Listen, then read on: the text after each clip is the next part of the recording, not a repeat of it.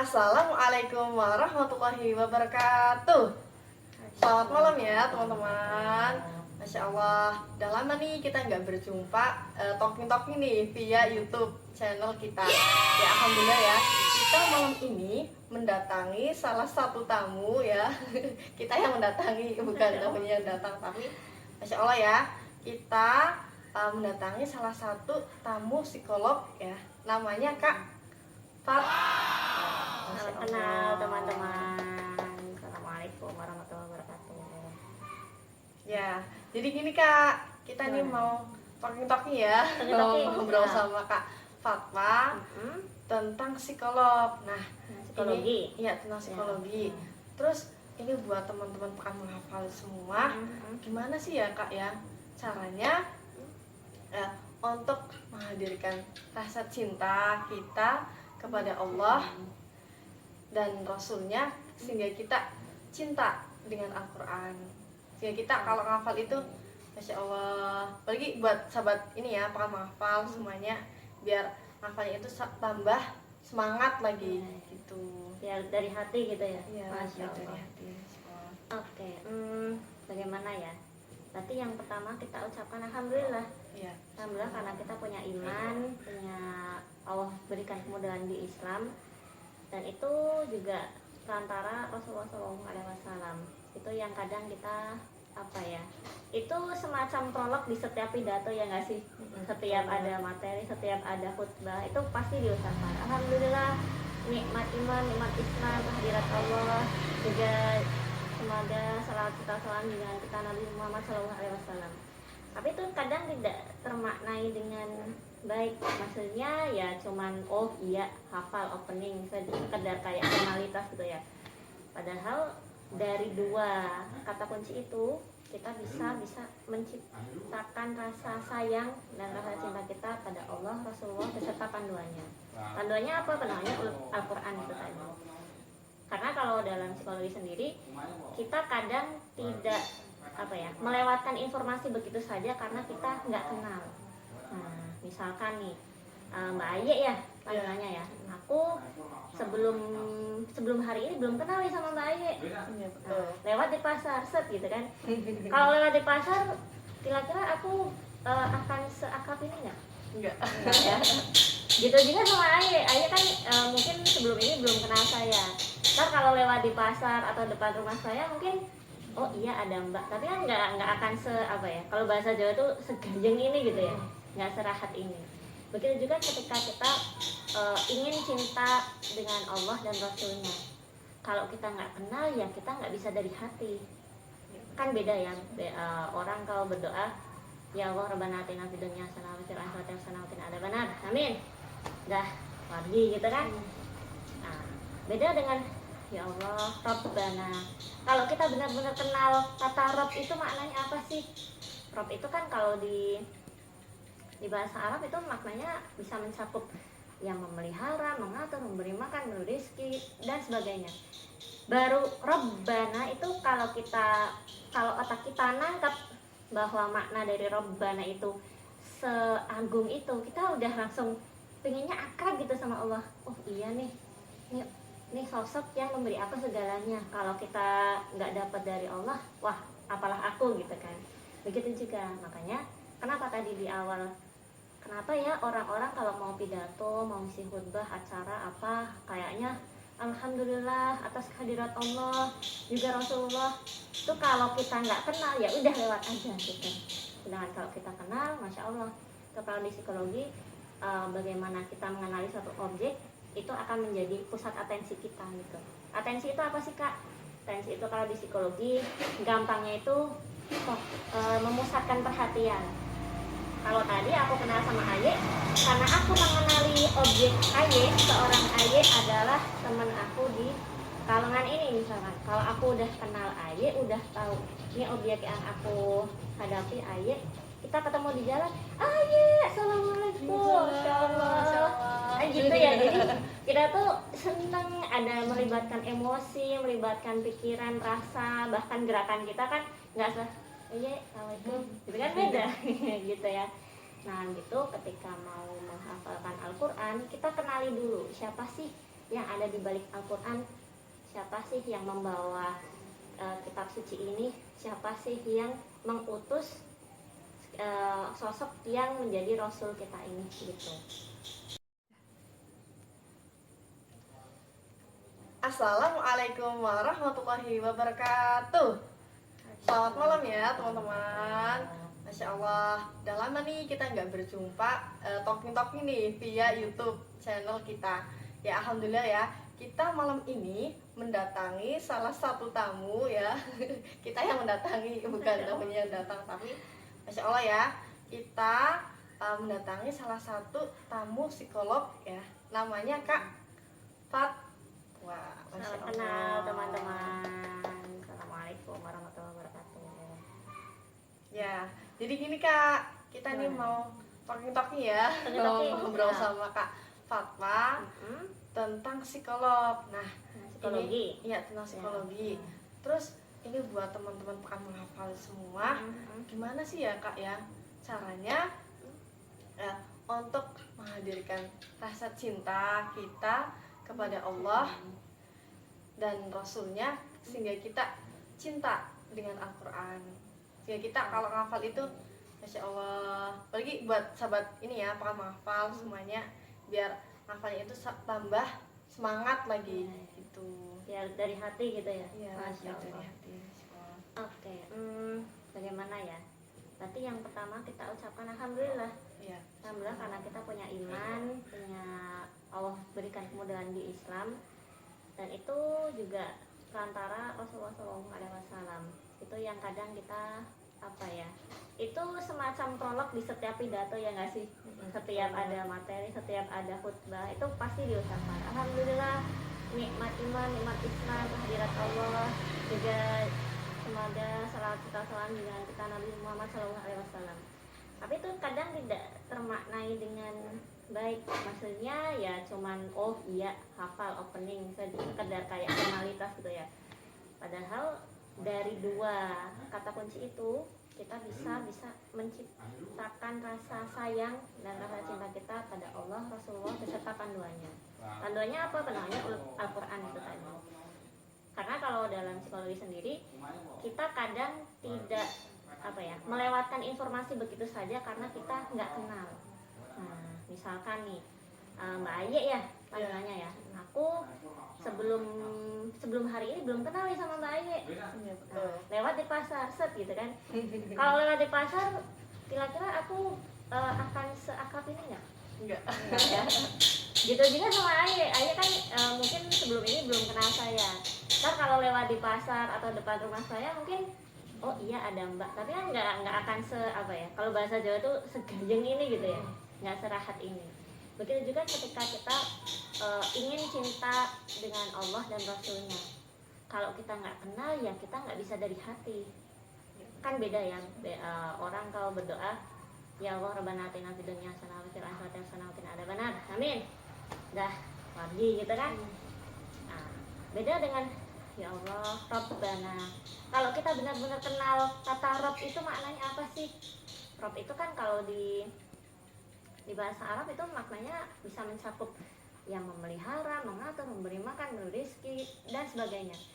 Baru Rabbana itu kalau otak kita nangkap bahwa makna dari Rabbana itu seagung itu, kita udah langsung pengennya akrab gitu sama Allah. Oh iya nih sosok yang memberi apa segalanya. Kalau kita nggak dapat dari Allah, wah apalah aku gitu kan. Begitu juga, makanya kenapa tadi di awal, kenapa ya orang-orang kalau mau pidato, mau ngisi khutbah, acara apa, kayaknya alhamdulillah atas kehadirat Allah juga Rasulullah. Itu kalau kita nggak kenal ya udah lewat aja gitu. Sedangkan kalau kita kenal, masya Allah. Kalau di psikologi, bagaimana kita mengenali suatu objek itu akan menjadi pusat atensi kita gitu. Atensi itu apa sih Kak? Atensi itu kalau di psikologi gampangnya itu memusatkan perhatian. Kalau tadi aku kenal sama Aye, karena aku mengenali objek Aye, seorang Aye adalah teman aku di kalangan ini misalkan. Kalau aku udah kenal Aye, udah tahu ini objek yang aku hadapi Aye, kita kita ketemu di jalan, iya assalamualaikum, Masya Allah. Gitu ya, jadi kita tuh seneng ada melibatkan emosi, melibatkan pikiran, rasa, bahkan gerakan kita kan nggak iya assalamualaikum gitu kan beda gitu ya. Nah gitu ketika mau menghafalkan Al-Quran, kita kenali dulu siapa sih yang ada di balik Al-Quran, siapa sih yang membawa kitab suci ini, siapa sih yang mengutus sosok yang menjadi Rasul kita ini gitu. Nah itu yang akan secara bertahap kita pelajari. Gimana dong biar cinta Al-Quran, cinta Rasulullah, cinta Allah lagi ya, yaitu harus berilmu dulu. Kita harus tahu adab, ada Allah. Kita harus tahu Allah itu punya sifat apa saja sih. Setele Bismillahirrahmanirrahim. Oh, Allah tuh yang maha pengasih, maha penyayang ya.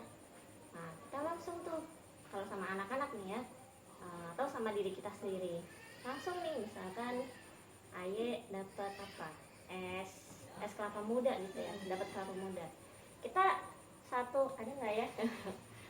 Nah anggaplah kita dapat buku nih, Aye dikasih buku, terus langsung yang kita lihat bukanlah orang yang memberi buku aja, memberi buku, ya ini aku kasih buku buat kamu gitu ya. Yang Ayah lihat bukan sekedar saya sosok yang memberi buku, tapi langsung melangit, wah ya Allah, kan engkau yang maha pengasih lagi maha penyayang, berarti Kak Fatwa yang memberi buku ini atas kehendak engkau juga ya Allah gitu. Jadi itu yang lagi-lagi Allah, lagi-lagi ke atas, itu yang bikin kita bisa cinta, bisa tahu cinta, salah satunya gitu. Iya, Masya Allah ya, udah panjang ya kita ya, sebelum kalau tak kenal maka tak aruf ya. Kita pembukaan udah panjang tadi ya, langsung aja ya kita kenal nih sama Kak Fatwa. Masya Allah, baru kenalan maaf ya. Mengenalkan Allah dan Rasulnya dulu tadi ya. Masya Allah. Nah ya nih kenalin dulu Kak Fatwa sama teman-teman pengamal menghafal ya, nama panjang, terus pengalaman belajarnya Kak Fatwa. Masya Allah ini 8 tahun di Bandung dan di Malang. Nah ini baru tahun ini di Pekalongan nih pulang ke kampung halaman ya, ceritain dong Kak Fatwa. Oke, tadi belum kenalan ya, Masya Allah ya. Nama saya biasanya dipanggil Kak Fatwa kalau di ini teman-teman Lentera Silah Anak, karena kalau biasanya kan di para penutur kisah itu ada nama julukan. Nah saya namanya Fatwa biasanya. Di teman-teman konselor juga, kalau saya ketemu sama konseli atau klien biasanya panggil Kak Fatwa juga gitu. Terus kalau kemarin ya pengalaman belajar, saya belajar psikologi sebelum ini.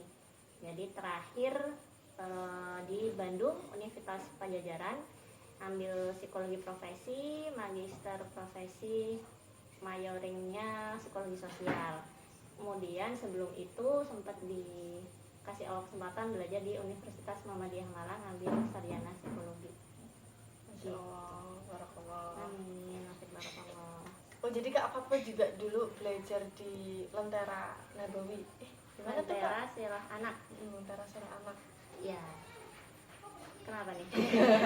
Oh ya, jadi berarti kan dulu kan juga ini nih, apa namanya, sering interaksi ya sama anak-anak. Nah, gimana tuh cara biar apa ya, motivasi ya buat mereka untuk lebih mengenal Allah dan juga Rasulnya gitu.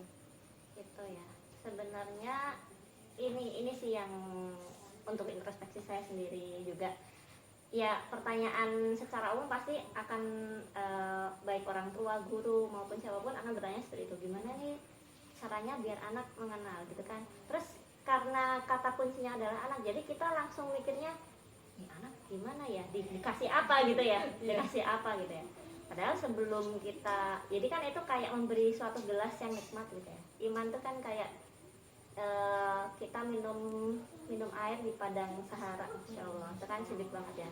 Tapi pertanyaannya kalau kita mau ngasih air sejuk nih ke anak, pertanyaannya airnya dari mana gitu kan. Kalau tanya airnya dari mana, berarti kita harus tahu tekonya dong. Kalau tekonya kosong, kira-kira keluar air nggak? Enggak, keluar dong. Keluar, kosong dong, nggak bisa. Nah, berarti sebelum kita berpikir bagaimana anak ini bisa kenal Allah dan Rasulnya, kitanya dulu yang kenal sama Allah dan Rasulnya. Itu kalau kita pengennya, kadang kan zaman sekarang tuh dengan dalih biar praktis lah, disekolahin aja anaknya gitu kan. Ntar keluar sekolah, keluar pondok atau keluar suatu pendidikan agama, pengennya langsung jadi hafiz, apalagi Jadi langsung soleh. jadi dai, soleh.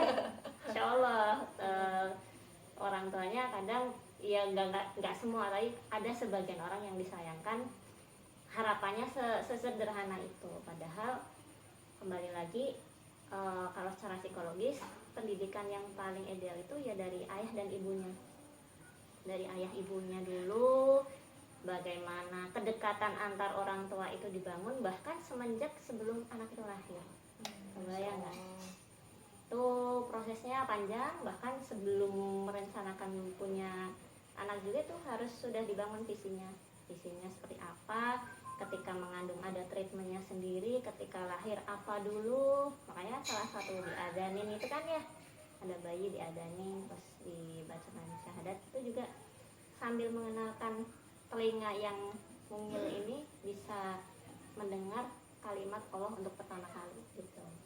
Nah terus proses itu, nah selama proses dari sebelum kelahiran sampai membersamai pendidikan itu ya tekonya dulu harus isi gitu.